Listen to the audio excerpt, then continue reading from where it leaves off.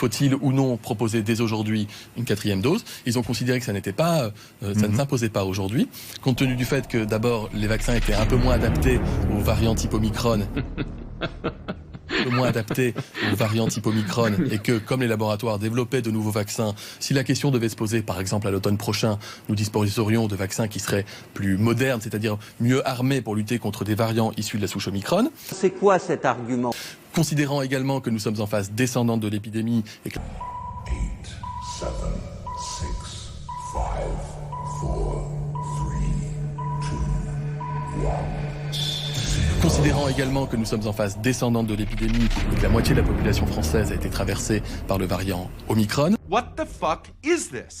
What the fuck is this? Un échappement immunitaire au vaccin par le variant Omicron. Donc pour tous ces paramètres-là, pour toutes ces raisons-là, et aussi pour tenir compte du phénomène qu'on appelle la fatigue vaccinale. C'est quoi cet argument? La fatigue vaccinale, nous vaccinons les gens lorsque c'est absolument nécessaire. Si à un moment donné, les scientifiques me disent il faut y aller, il y a besoin d'une 4e dose maintenant, nous le dirons très tranquillement.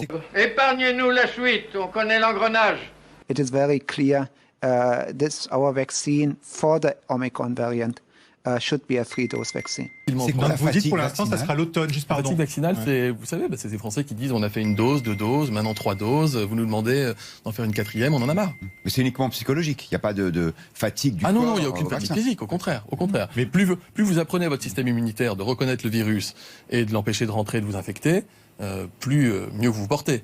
Donc c'est le système de vaccination, c'est un effet cumulatif dans le bon sens du terme.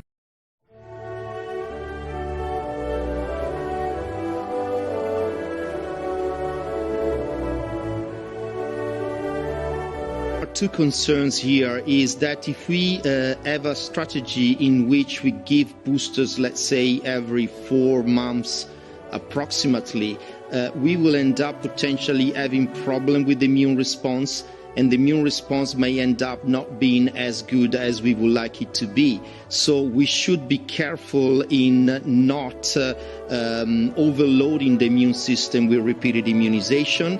And secondly, of course, there is the risk of fatiguing the population with the continuous administration of boosters. Qui enjambe les questions sanitaires pour aller vers les questions éthiques et de tolérance sociétale. C'est tout l'objet du travail que mes équipes fournissent actuellement. Et cette info stupéfiante qui tombe, le ministère de la Santé n'aurait pas la main sur la stratégie vaccinale en France. Un cabinet de conseil, en l'occurrence il s'agit du cabinet de conseil américain McKinsey. Il y a un côté alothéique, l'alothéia c'est le dévoilement, la vérité du dévoilement, un peu comme l'apocalypse pour certains, la révélation quoi. On est à un moment alothéique quoi, on enlève certains voiles et si on veut voir, on voit.